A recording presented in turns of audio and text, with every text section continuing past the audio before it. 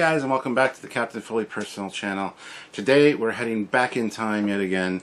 I found a Series 2 Star Trek TNG trading cards unopened from 1991. I believe this is 1991. Yes, 1991. And we're going to open it today. I've already done a video like this where I opened up a pack of these as well as the TOS ones. Today I've only got the TNG ones, but these are fun to look at and a nice callback. And yes, I'm going to open them. I have complete sets of these actually packed up right now, which I will look at some other day. But today we're going to look at these ones specifically. And I'd like to thank my buddy Jeff Jacobs, who sent this to me with Furata USS Grissom from Japan. That video is on the channel as well. I got this with that shipment, and I want to open these today. At the time I wasn't sure I was going to open these, but they're no good to me unopened necessarily.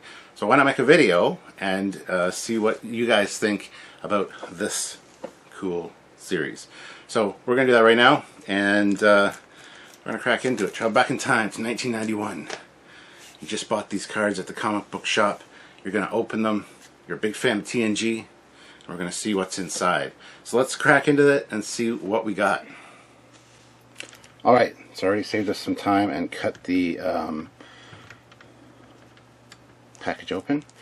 So we are going to take a look and see what we got in this one. Alright, so we got Gene Roddenberry and crew. Let's see what this one says. Ask any member of the cast of Star Trek The Next Generation what makes their show so special, and they'll tell you it's the hope. The show's powerful message that humankind will overcome its present-day problems to create a better future where Earth will be restored to paradise. Illness and deprivation will largely vanish, and money, and the need for money, will disappear. As will scarcity. But it's not just that. Circumstances will improve, people will improve too. We won't be perfect by any means, but our faults generally won't include falsehood or petty jealousies or hypocrisy.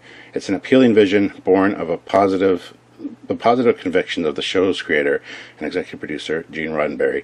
Here in the late 20th century, it's a vision we can all share and hope to strive for. So there he is with the main cast, more or less. So next up is Peard and Dr Crusher. The will they, won't they? Don't you know? Let's see what this one says.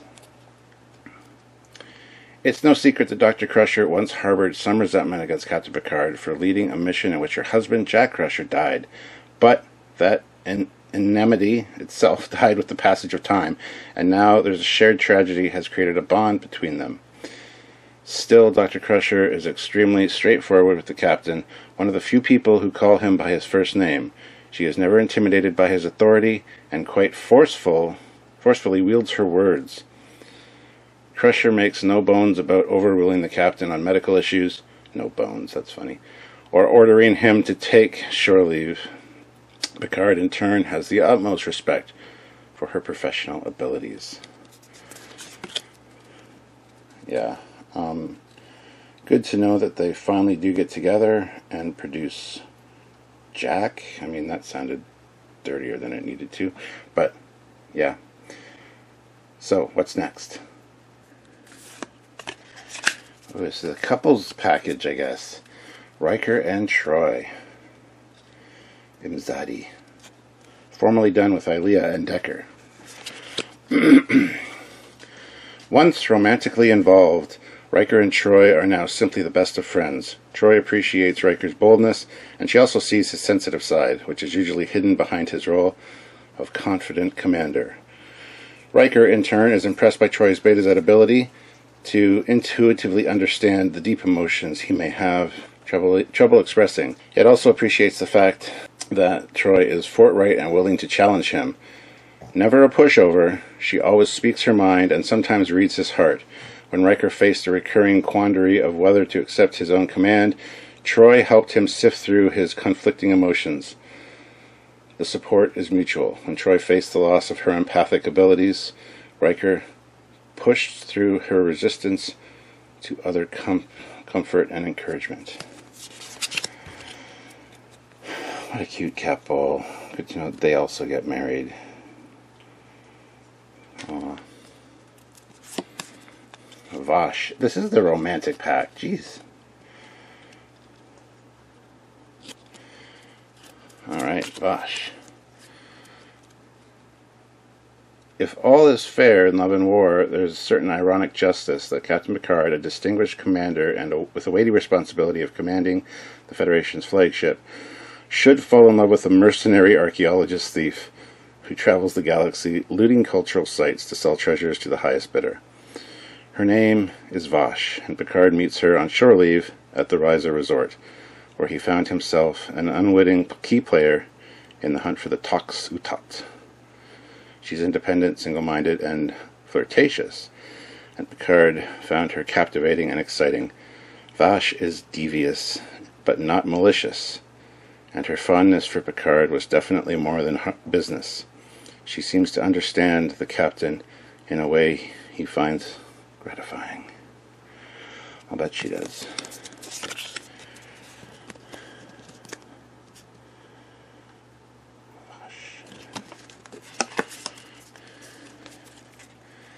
Let me get Q Who.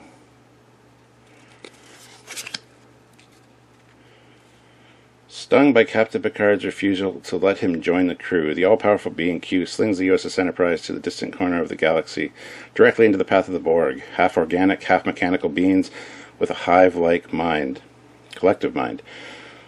After they steal information from the ship's computer, the Borg provoke a battle, killing 18 crew members and damaging both ships. The starship dashes for safety, but the Borg quickly overtake the damaged vessel. When a sneering Q reappears on the bridge, Picard is forced to plead for help. His ego satisfied, Q returns the ship to its own quadrant, but Picard is left with a chilling thought. Within 2 years, the relentless Borg will reach Federation space, and they should probably prove to be no problem at all. I'm just saying.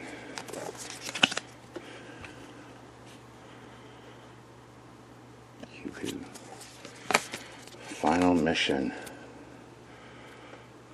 Wesley Crusher. Called to mediate a dispute on Panteris 5, Captain Picard asks Wesley to accompany him on a final mission before the youth enters Starfleet. But their Panteris shuttle crashes on a desert-like moon, and Picard, Wesley, and the shuttle pilot must search for water. They find it behind a force field guarded by an electronic sentry. Exchanging phaser fire with the sentry causes a rock slide that severely injures Picard, and further efforts to reach the water leave the pilot dead and Wesley unarmed. As night falls, Wesley tries to keep Picard alive by expressing his affection for the weakening captain. Picard holds on long enough for Wesley to disarm the sentry and reach the water. When an away team rescues them, Picard credits Wesley with saving his life.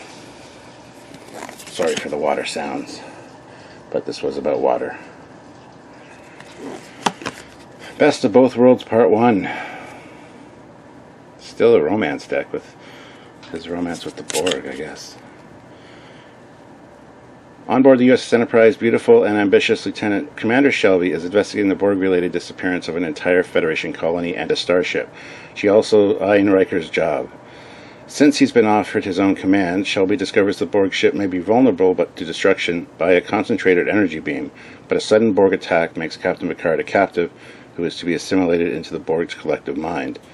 His human traits and knowledge will aid their attack against Earth. When a rescue effort led by Shelby returns from the Borg ship empty-handed, Riker must choose. If he withholds his fire to save the captain, he'll miss the only chance to destroy the Borg ship before it reaches Earth. Season finale, to be continued. Fire. Such a dramatic ending, too. Fire. Dun dun dun dun dun dun. And then Best of Both Worlds Part 2, it just fizzles out. So anticlimactic. Sins of the Father.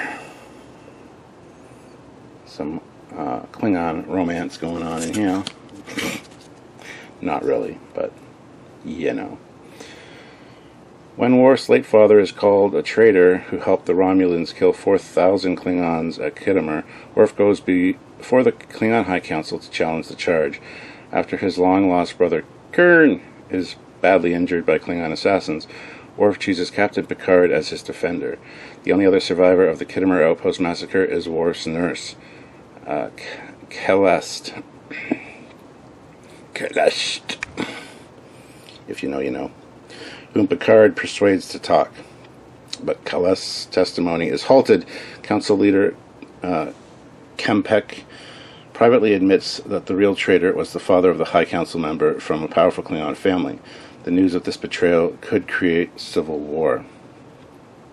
To keep the peace and protect his brother, Worf drops his challenge and accepts the Council's branding as a coward, but vows that one day he'll clear his father's name.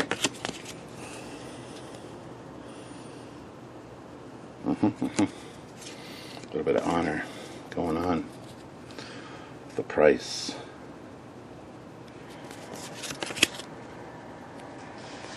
When the USS Enterprise is the site of these tense bidding negotiations, tense bidding between the Federation, wow, the Ferengi and the Crystallians for right of the Barzan discovered wormhole that may provide valuable shortcut across the galaxy, Counselor Troy falls in love with the handsome Crystallian delegate Devioni Rao.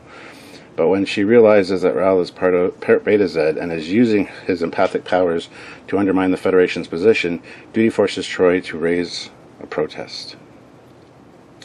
The unethical empath's victory proves hollow anyway, just as Rao commits his crystalline client a heavy payment for the wormhole. Geordi and Data return from a shuttlecraft probe to report that the wormhole is dangerously unstable and useless, having already swallowed a Ferengi shuttle close on their heels. It's a great episode, and I love that it pays off in a Voyager episode as well. Peak performance. This is a great one, actually. War games.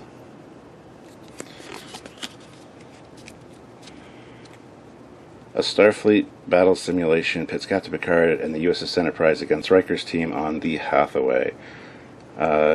Dilapidated 80-year-old vessel, the ship hopelessly outclassed. His ship hopelessly outclassed. Riker distracts Picard's crew with a holographic image of a Romulan ship and scores several hits. But moments later, Picard mistakes a real Ferengi warship for another hologram, and his starship is crippled by a massive attack. Believing the Hathaway has a secret weapon system, the Ferengis have arrived to capture it. Instead, Picard tricks the Ferengi into thinking the starship has blown up the Hathaway, while the smaller ship warps away to safety. The reunited crew celebrates a final victory when Data defeats War Games observer and master strategist Kolrami in a rematch of the game's stratagem.